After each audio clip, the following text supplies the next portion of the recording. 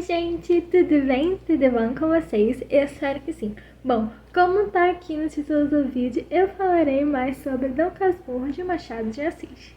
Bom, essa aqui é a minha edição do Dom Casmurro, é da Martim Claret. Olha só como ela é. Tem até a orelha. Ups.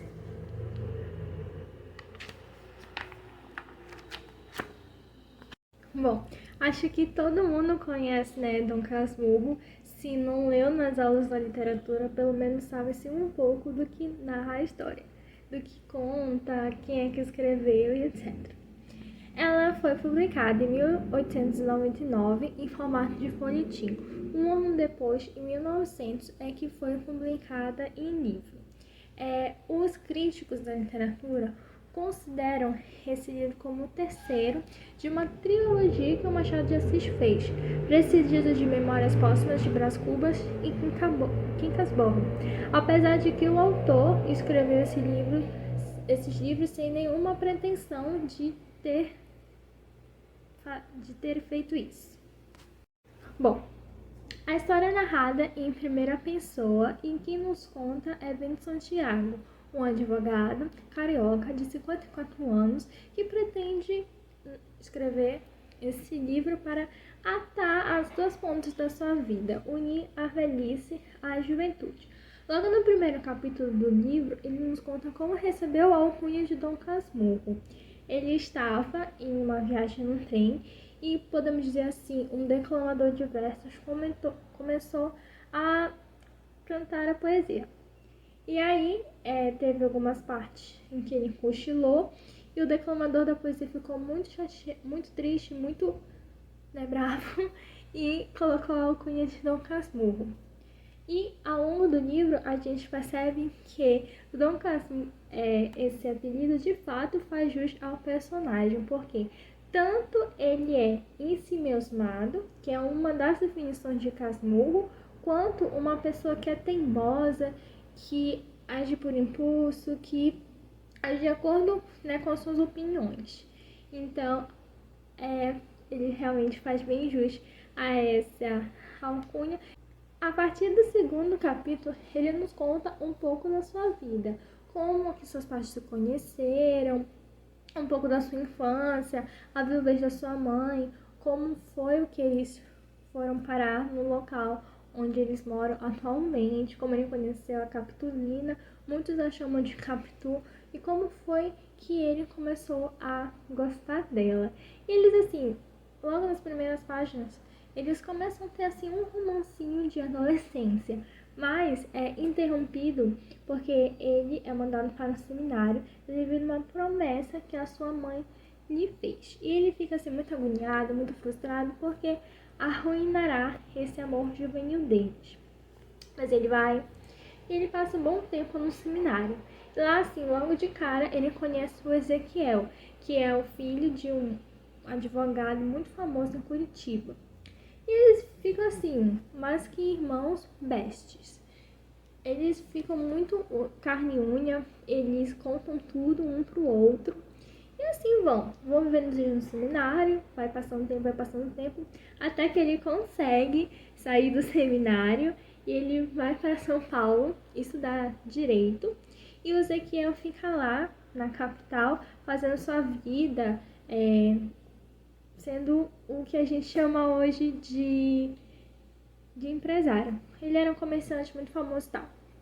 O tempo passa, e o Santiago ainda tem relações com a Capitu, escreve cartas e tal. E aí ele volta, se casa com ela. E o Ezequiel casou-se com a melhor amiga da Capitu. E os quatro vivem assim, carne e unha, vivem unidos, vão a bailes, todo final de semana, um tá na casa do outro, jantando, tá tudo ainda mil maravilhas. Até que o Ezequiel e a mulher dele têm uma filha, que inclusive se chama Capitu. E aí, o Bentinho e a Capitu estão tentando ter um filho já faz muito tempo. E o Bentinho fica um pouco sentido com isso. mas logo eles conseguem ter um filho e que se chama Ezequiel. O tempo vai passando, continua essa amizade, cumplicidade muito grande entre os casais, mas à medida que o garoto vai crescendo, o Bentinho, ele tem, assim, uma ideia de jirico, coloca na cabeça dele, assim, que o menino não é filho dele, que a Capitu o traiu. E aí a relação entre eles começa a definhar, ele começa a ter um ciúmes muito doentio da Capitu, chama ela de um monte de coisa, de olhos de dissimulada, só porque ela, sabe, é uma mulher, assim, à frente, ao seu tempo, até que o Ezequiel morre. E aí é a gota d'água. Que, ironicamente, ele morre afogado, sendo que ele era, assim, um ótimo nadador. E aí, lá no velório, a Capitu, ela vai e chora pro defunto e olha para ele com olhos de ternura. E o Bentinho olha aquilo e fala, pensa consigo mesmo, né? Ela me traiu. Essa é a prova que eu tava esperando do universo, que ela me traiu, ela me ama, esse pequeno não é filho meu. E aí, o que já tava pior, começa a piorar ainda mais. Ele quase tenta matar o filho dele. Aí eles acabam, né, se separando. Ela vai embora com o Ezequiel fora do país e tal. O tempo passa e a Capitu e o filho dela não tem um fim muito bom. E o Bentinho praticamente foi, assim, o único que sobrou de vivo dos conhecidos, dos personagens que são apresentados logo no início da história. E no final, o último capítulo, ele falando que ele praticamente, assim, ficou de saco cheio de escrever o livro e vai parar por aí. Bom, as minhas impressões foram assim, claro que é uma obra de Machado de Assis, só que o Bentinho conseguiu superar o nível ranço que eu tinha no Casal Palha. E olha que eu pensava que isso nunca seria possível, porque aquele Casal Palha do Quincas Borba, pelo amor de Deus. E fora que, assim, eu gostava do Bentinho logo no início, sabe? Eu já percebi que ele era uma pessoa um garoto, assim, muito mimado, que queriam que fizesse as vontades dele, que não tinha coragem pra nada.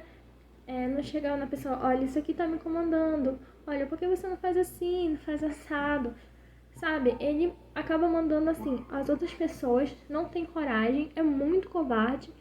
Só que eu estava disposta a passar pano pra isso, porque logo no início, o amor dele para a Capitu é uma coisa, assim, muito fofinha. Só que tem um momento da história em que ele força um beijo nela, que aí pra mim foi a gota d'água. Eu passei praticamente a história inteira não gostando do Bentinho. E não há, assim, Machado de Assis que reencarne, que ressuscite, que me faça mudar de ideia. Porque, ai, nossa, sim, protagonista muito insuportável. E, para mim, a minha resposta para aquela polêmica se Capitu traiu ou não Bentinho é não traiu. Ao meu ver, ela não traiu. Muito pelo contrário, ela amava muito, muito o Bentinho. Aguentou muita coisa por ele. E quando a situação ficou muito insustentável, ela, né, pediu divórcio, saiu do Brasil e tal. Mas ela fez isso, assim, sofrendo. Então, eu não acredito que ela traiu ele. E se traiu, meu pano é com glitter pra ela. Porque, olha, vou te dizer, ela é uma alma, assim, evoluída. Porque pra aguentar o Bentinho, nossa senhora. E fora que eu acho muito injusto ele ficar falando que ela tem olhos de dissimulada, só porque ela é uma mulher à frente do tempo dela, sabe? Ela é uma mulher que podia viver muito bem nos dias de hoje, uma mulher determinada, que sabe o que quer, que sabe agir, que não ficava presa às condições, às convenções sociais da época. Então, acho que ela merecia uma pessoa, assim, muito melhor do que o Bentinho. Ela merecia ser tratada, assim, com respeito. Ai, a Capitu, pra mim, assim, é tudo, sabe? Ela é praticamente uma heroína desse livro. Eu também, outra polêmica que falam é que o Ezequiel é uma versão feminina da Capitu. Eu particularmente, assim, não achei, não achei parecido, até porque o Ezequiel, eu acho que ele tem mais um negócio da esperteza, da malícia da coisa. E a Capitu não. Então, assim, não acho que também ele é uma versão feminina dela. Mas eu super indico esse livro, eu super gostei da história, apesar do protagonista ser um ó do Borogodó, mas recomendo. Fora que, como eu falei no início, que Dom Casmurro faz jus a como ele é, porque ao mesmo tempo que ele é muito ensimismado, ele é muito calado, contido, observa tudo, que essa é uma das definições de Casmurro, ele também é muito teimoso, ele fica com a ideia fixa na cabeça de que Capitu o traiu, que ela é culpada, que ela é isso, que ela é aquilo. E fora que ele também é um advogado, então ele sabe quais argumentos usar, a técnica de persuadir para convencer a gente que a Capitu o traiu, que ela é culpada, que ela é uma danada.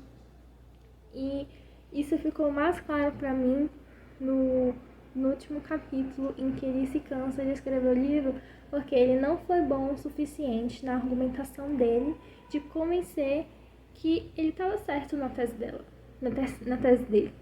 Pra mim, ele só ficou escrevendo assim um monte de balela, né? Uns argumentos bem frustrantes, bem chulos para nos convencer da tese dele. Obrigada, gente. Esse foi o vídeo de hoje. Espero que vocês tenham gostado. Beijinhos. Até a